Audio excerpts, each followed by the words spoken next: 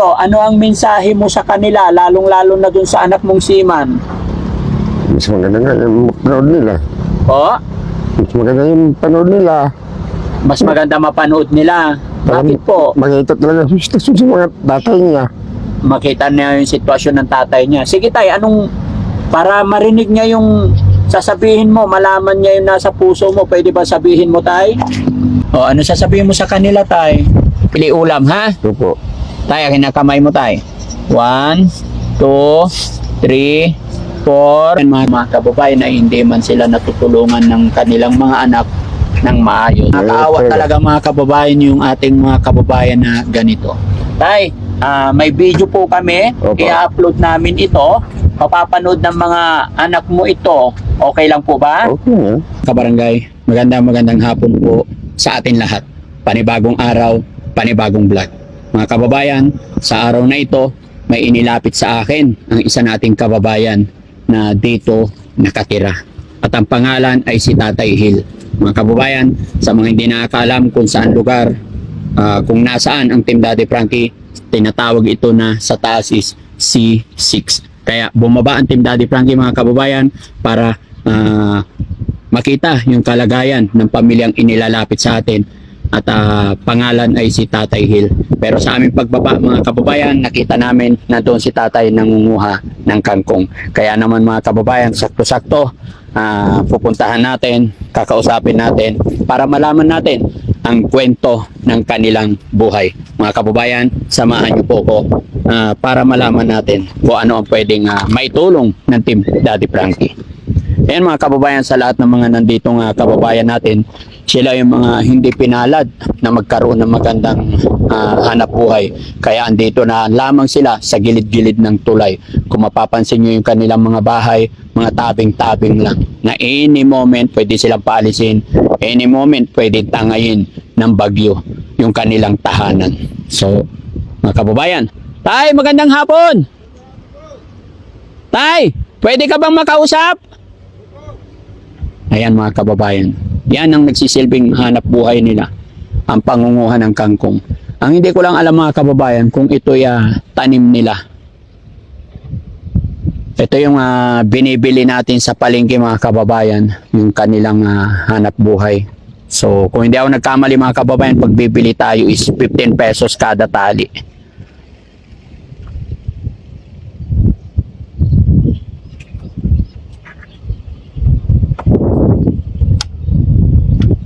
Ayun.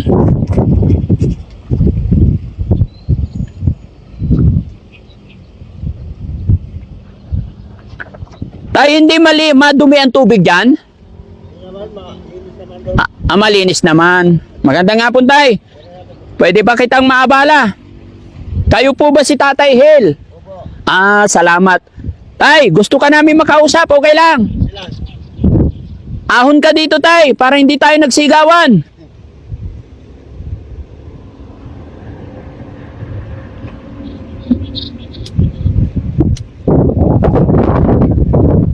Nakarami na yata si Tatay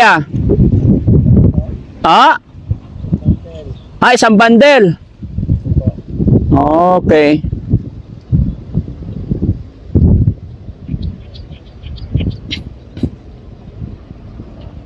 Baka matumba ka, Tay.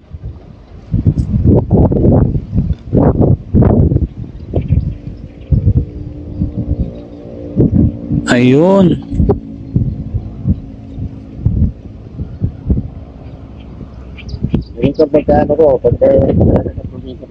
Ano po?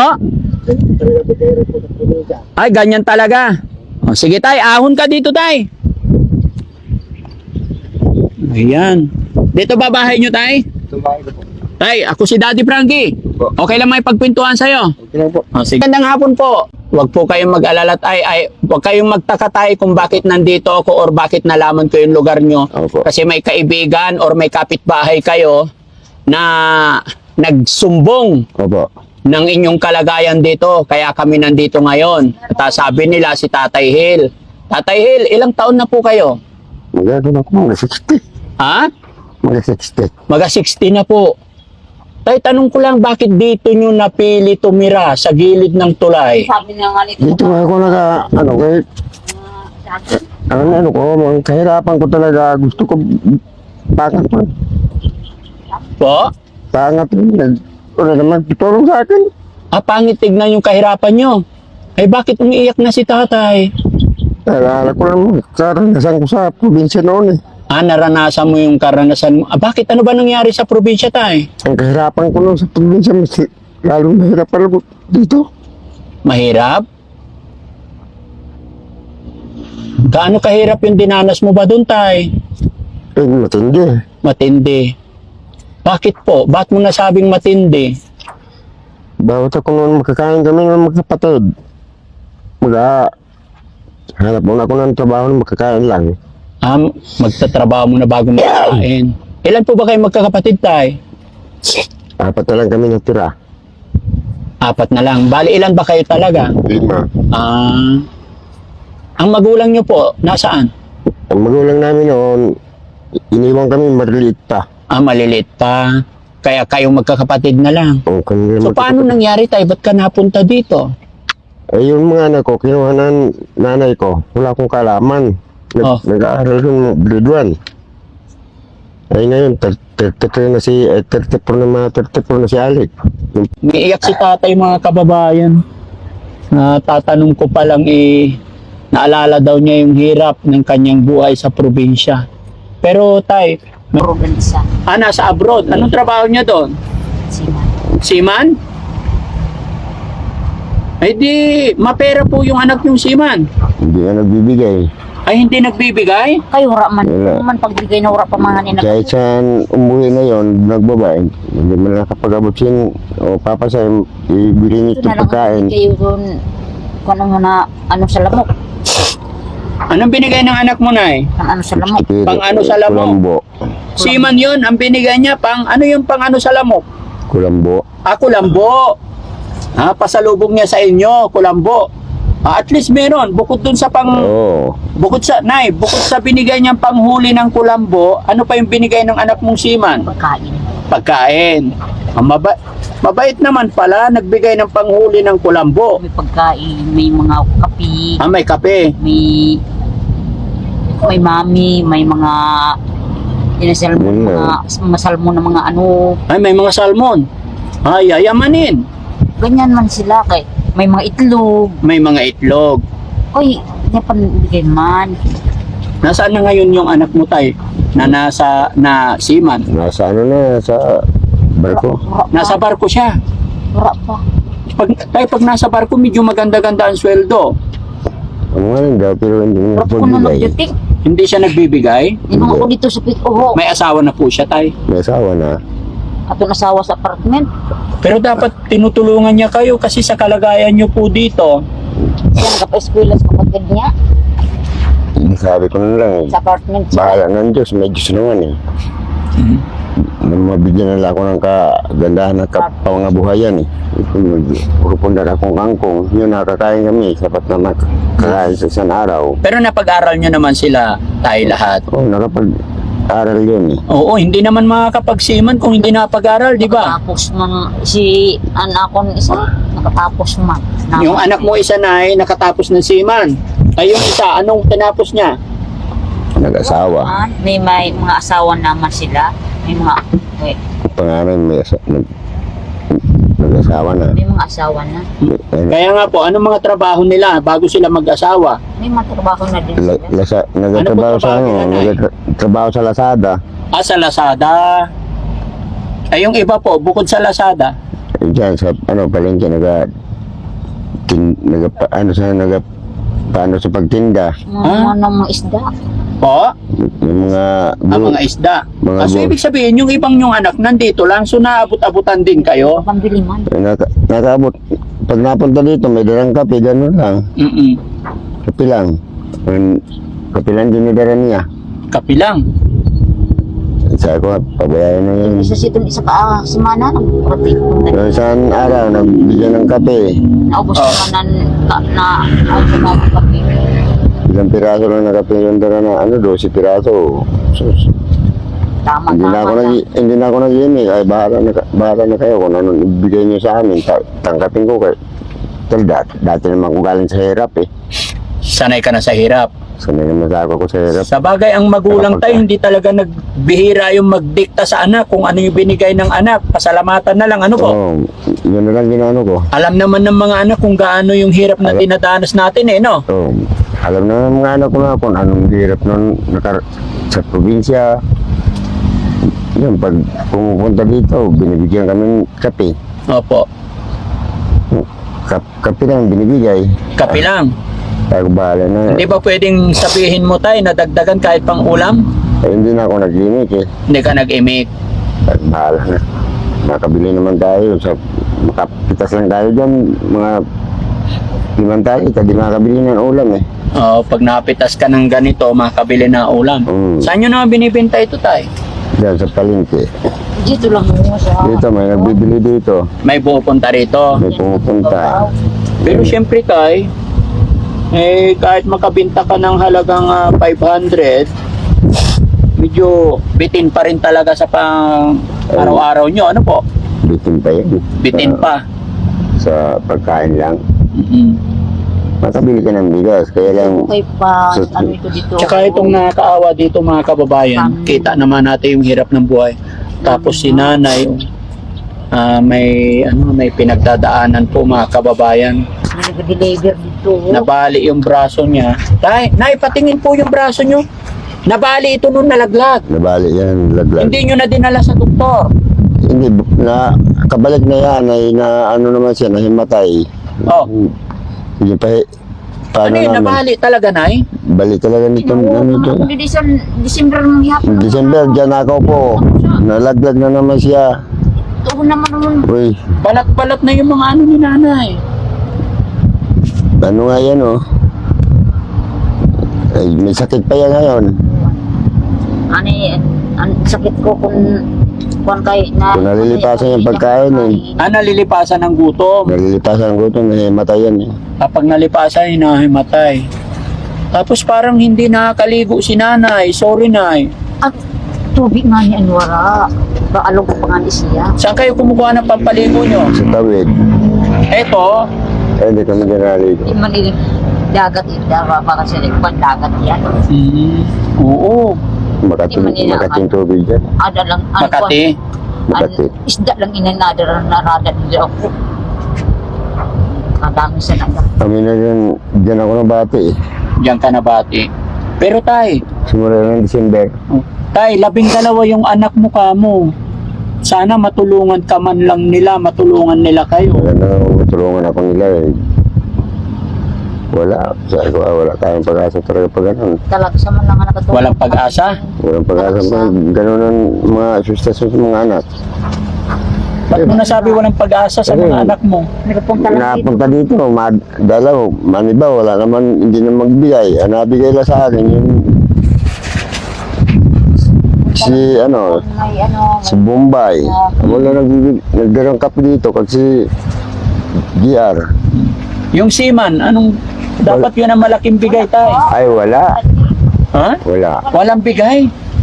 Dapat siya ang malaki kasi Noon nagbaba yan, noon, wala. Pinagbigyan lang kami ng, yung binigay? panghuli ng kulambo, lamok. Yung pang ng lamok. Panghuli ng lamok. Tapos, kape lang yun, Kape. Matagal siya sa barko tayo? Matagal? Matagal na. Matagal siya. Siguro, yung baba. Pang 3 ng baba yun. Pangatlong baba na niya. Pang 3 Mayaman na yun tay. May asawa na kasi. Pakahirap ng kalagayan nila dito Kahirap mga talaga kababayan. eh. Tay, may tanong ako, wag mong mamasamain. Sabi ni tatay hindi na nakapag-aral. Hindi Kahit ako. grade 1 tay, Hindi po. pero marunong ka magbasa. Hindi naman ako nakabasa naman ako. Nakakabasa. Pera, marunong ka rin. Oo, Pero hindi ka talaga nakapag grade 1, grade 2, grade 3, ganon? hindi. Wala. Kasi wala na nagpa-espila nun sa amin, wala nagpa-aral. Wala nagpaaral. Yung nanay ko, iniwan kami, maliit pa. Ayun mga kababayan, mga kabarangay, no? Bagamat hindi may kwento ni tatay na maayos yung kwento ng kanilang buhay, hindi ko rin po sila masisi dahil sa pag-uusap namin, paulit-ulit ang tanong, naramdaman na ni Daddy Frankie kung ano ang dahilan. Hindi rin natin masisi talaga dahil sa hirap ng buhay mga kababayan. Pero ramdam ko dahil sila po ay hindi nakapag-aral.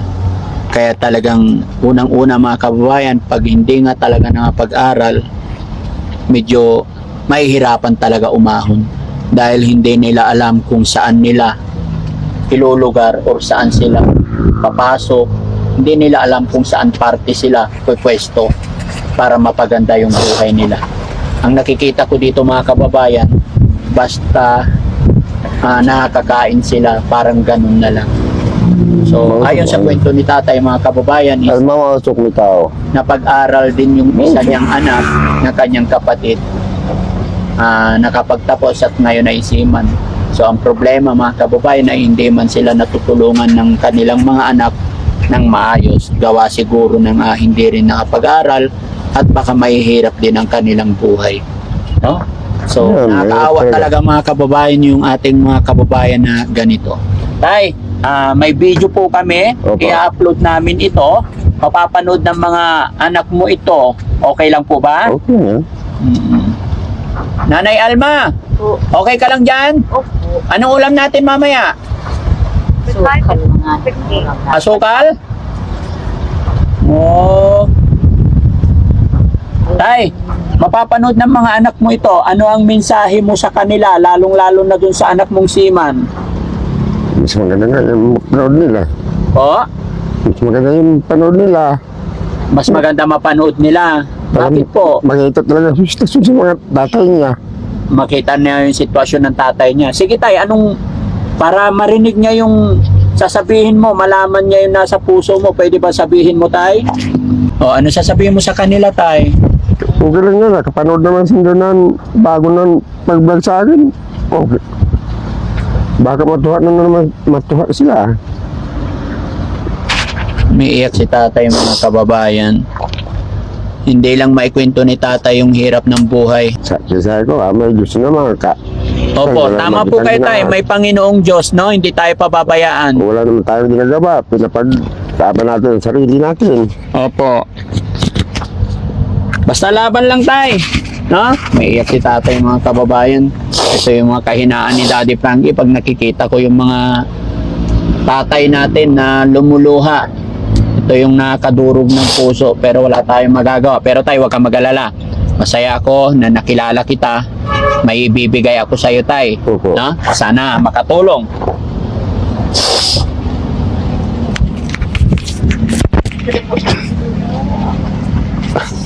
Tay, sabi mo kasi walang ulam. Bigyan kita pambili ulam, ha? Ito po. Tay, kinakamay mo, tay. 1, 2, 3, 4, 5,000, tay. po. Salamat. Nakabili na kami. Isang sako naman bigas. O, Bili ko naman isang sako ng bigas. bibili ka sa sakong bigas. O, dalawa lang naman yata kayo, tay, ano? Tapos bili ka rin ng ulam. Bili ako na. Ano ba madalas ulam nyo dito, tay? Isda. May bis nagaligo. O, ligo. Napakalman ako sa mami. Sige, tay, sana nakatulong yan. Ito. Ano masasabi ni tatay? Kapakal ka Sa- dati nakapiligo. Malaki na lang pagpasalamat ko na tinulungan ako. Saka, ano naman sa akin, baka matuwa na naman yun sila. Matuwa na naman. Ano, Marami.